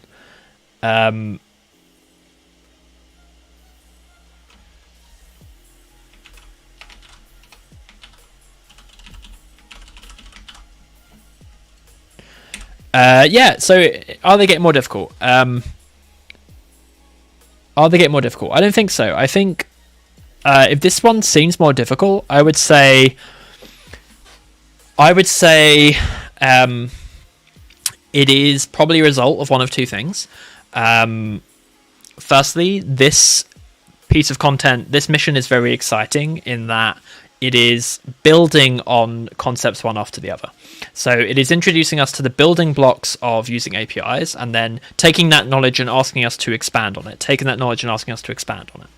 And that is slightly different to the way that previous TwilioQuest content has been structured, in that, for example, take the JavaScript test lab, every objective in there kind of stands alone, right? Like, it's like, hey, there's this one objective, you meet how to use like a single piece of JavaScript in that one objective, And then you've done that thing and you move on and you learn something else. And there are the lasers, which ask you to bring lots of things together, and the lasers are the thing that people struggle with most in there.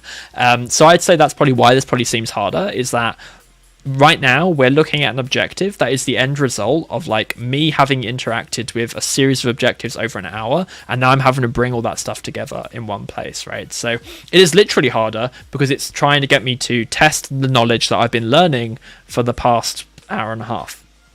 The other reason why it might seem harder is because you're not doing it yourself and you're not reading at your own pace and you're not observing information how you absorb it. You are watching me flit about randomly on a screen and reading stuff out. So I'm probably making it harder than you would find it if you were sitting here reading it. I have also just realized that my face is blocking half of the console output, so that probably hasn't been helping either. So let's move me over here. This should also explain why people weren't sure what I was confused about when I was debugging. That would definitely help with that.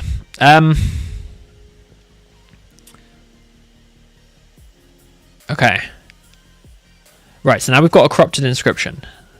So now I'm meant to be fixing it.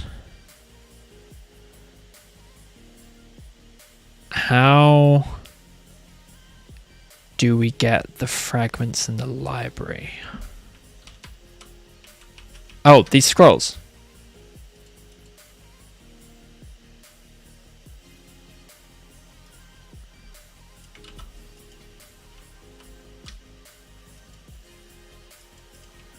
I understand.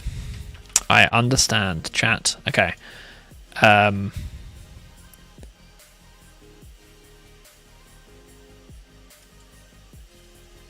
I understand.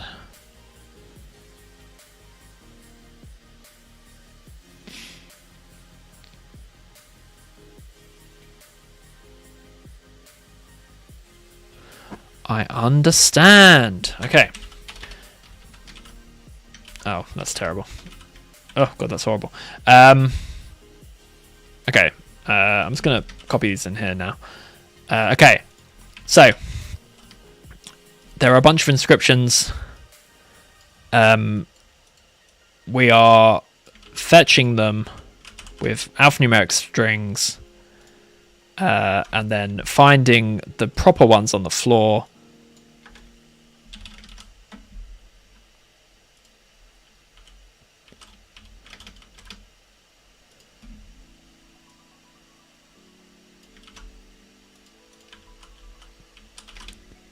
Okay. Right. I don't think I can control plus, and yeah, I can't. Unfortunately, I can't transmute. What I can do is this. I can do that. Yeah, unfortunately, I can't zoom in the TwilioQuest IDE. I hope this is better.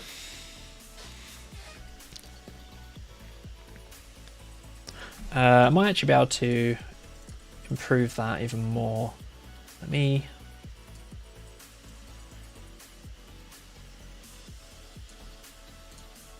I can do that? How's that?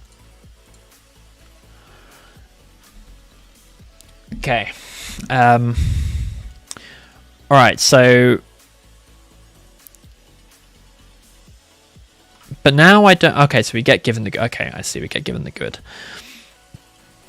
Okay, I understand now, chat. I understand. Right, let's grab this.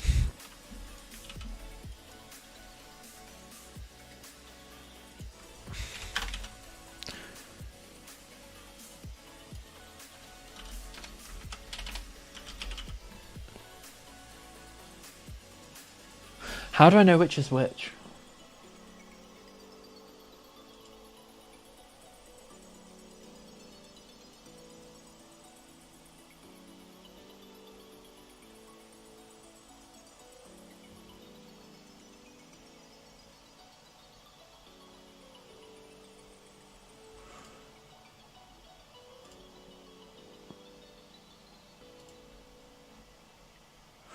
I'm still going to want to get... I'm still going to want to get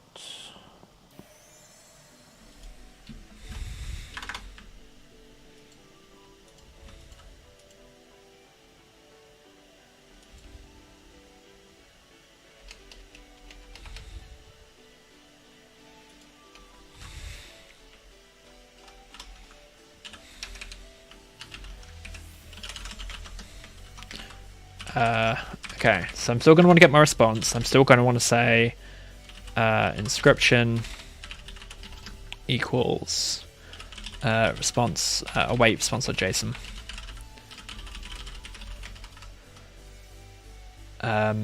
You want me back on? Boop. And now I'm blocking a bunch of the screen. Okay. Right. Let's remove that for now. Okay. So sorry, I had a epiphany and then got distracted. Okay. So.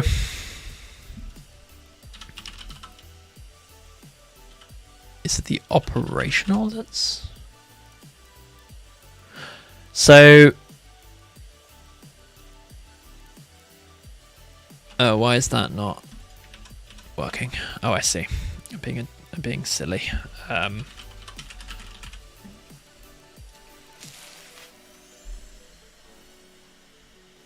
Why is that now just broken? Oh, it's data dot... Okay, data dot... description.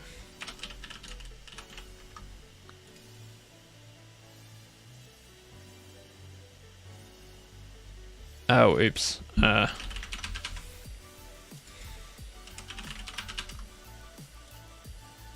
that's the syntax error. Okay. There we go. Okay, so I need to... I will be right back. I'm going to check on my very suspicious dog. I keep hearing weird noises. Give me a minute.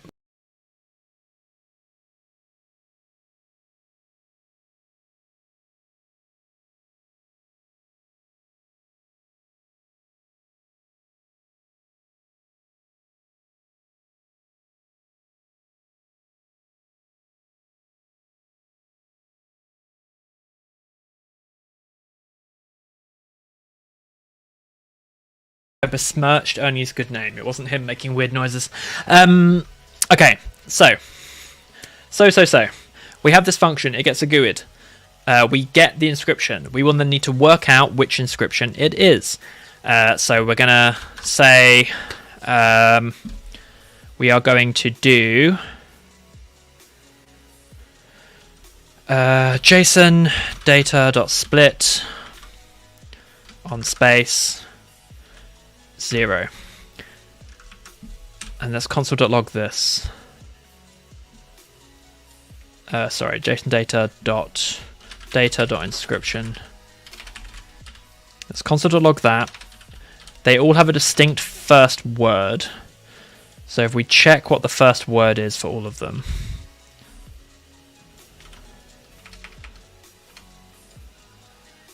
Oh.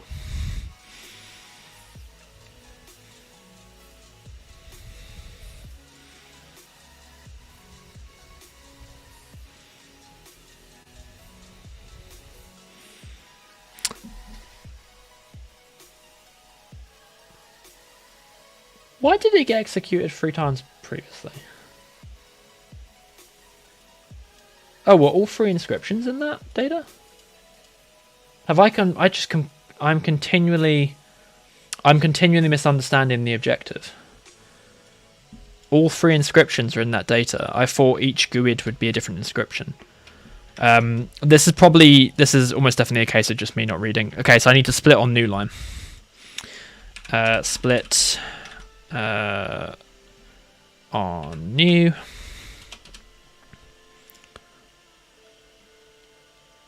There. I want to split on empty line. I want to split on empty line.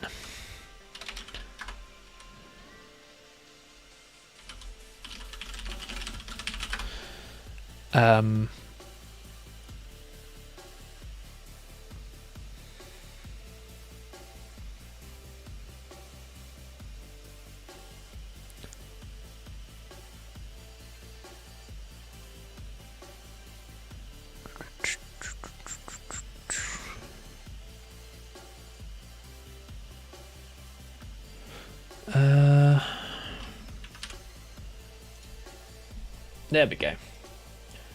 Great.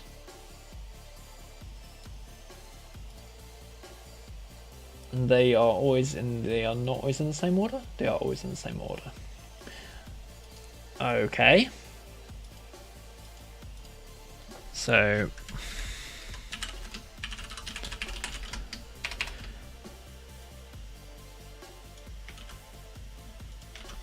do I even need to do this?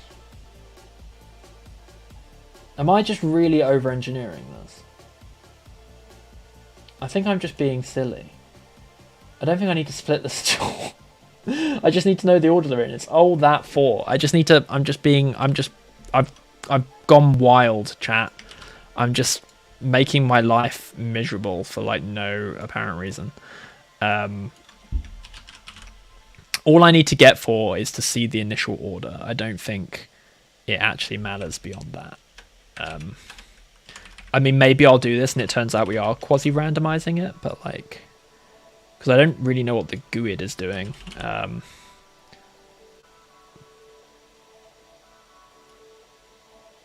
Trench says, might want to have a glass of water, sir. Why? Is my voice gone crackly? Have I gone like... Have I gone into like the croak zone? Okay, so here was my confusion, chat. I don't understand what the GUID is doing. And I think in my head I had made mountains out of molehills. Because now I've upset this. I do want this double. I was like, oh, I need to, for a given GUID will give me an inscription. I didn't realize that the inscription I was getting back from this contained all 3 inscriptions in one block. That makes it super easy. I'm just sending them all back. It's like one block, which could not be easier. And all I needed to get them for, I think, and I might still be wrong, all I needed to get them for was to get the order that the inscription is in. So the it's not 3 inscriptions, it's 1 inscription with 3 paragraphs that have been corrupted, and we don't know the order they're meant to go in from the scrolls on the floor.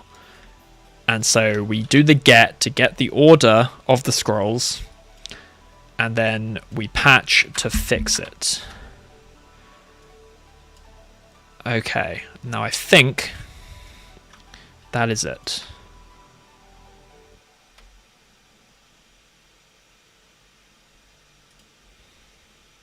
Oh, no, I'm not doing a console log. Whatever, let's try hacking. Success, that was it. That was it.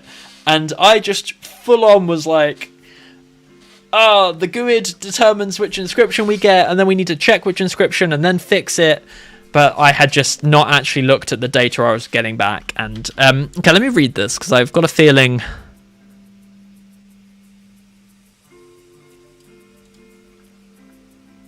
Water did help. You were right, Tranjeev. Okay.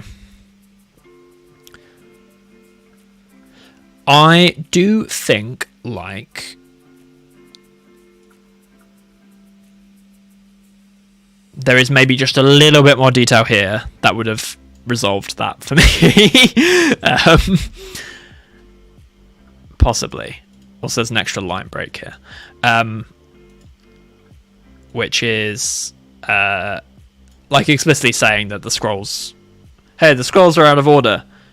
Get the corrupted inscription. The inscription is in 3 parts. Get the corrupted inscription, determine the order, patch it back together in the right order. Because what was happening was I was getting the inscription. I was getting the inscription and seeing that words were corrupted, when like the words being corrupted in the inscription is like a red herring. It's irrelevant. We've almost Advent of Code this. Ryan and I were talking when we did the Advent of Code stream before the end of the year that in Advent of Code puzzle specs there are often red herrings, which are like things in the problem that are actually irrelevant to solving the problem. And in this case, the pieces of text being corrupted in the inscription was a red herring. It was like completely irrelevant to solving it. All you needed from the get was the order of the 3 paragraphs. But I saw, because it's a really long body of text, I console.logged the inscription and saw, oh great, creators of the jumbled words and assumed what I was fixing was the jumbled words. It was like the nonsense character replacement. When that was totally not at all what I was looking at. I should have continued reading to see it was all 3 paragraphs. Just a trail of me being a bumbling fool. Ah, there's Frederick.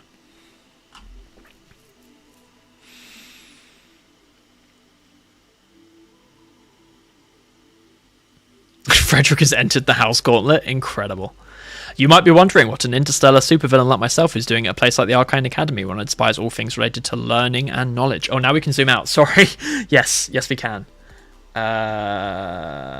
Transform. Fit the screen. There you go. We're back. House Gauntlet is actually a source of an all-powerful collection of spells. I shall unlock them all, and then I shall wield them all, and neither you, operator, nor the precious API Academy will be able to stop me. Well done, Frederick. Joining the House Gauntlet to get all of the secret spells. And now we're back. Okay. Well, chat, that has been the Lovelace Tower. The other 3 sections are not... The other 3 towers for the rest of the House Gauntlet are not yet in the game. You cannot yet go and do these.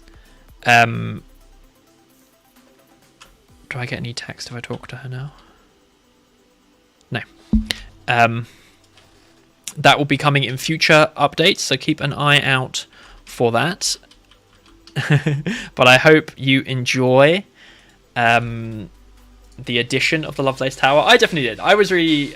so that was my first time seeing that content in the round and getting to play through it. I think just... when you set it against the content that was in TwilioQuest already, particularly if I'm thinking with like my Operator Academy hat on, it fills really vital gaps that like we were filling in stream, right? Async await especially, that's super great. Getting to put into practice a lot of stuff you learn in the earlier parts of the Operator Academy, having to do fetch requests. Yeah, I think the team did an amazing job on this, and I think it's going to be a lot of fun for people who enjoy it. And now, most importantly, I know what all the content is, and so I can finally stop ignoring people in our Discord. So thank you all for tuning in. If you haven't played it yet, go play it yourself. You've got no excuse now. You've seen someone play for it. We will be back next Tuesday. Well, first of all, we'll be back on Thursday. Thursday, Papers We Love Education, as I mentioned. I shared the GitHub link for the schedule further up in the thing, if I can find it. There it is. If you care about computing education, come join us for Papers We Love on Thursday. Otherwise, we'll see you next Tuesday. And I believe next Tuesday... It is. Next Tuesday, January is one of those fun months that has 5 Tuesdays this year.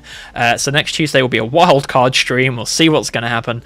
It will probably be me. So I will see you there doing something completely unplanned. Have a wonderful rest of your week. Catch you on Thursday.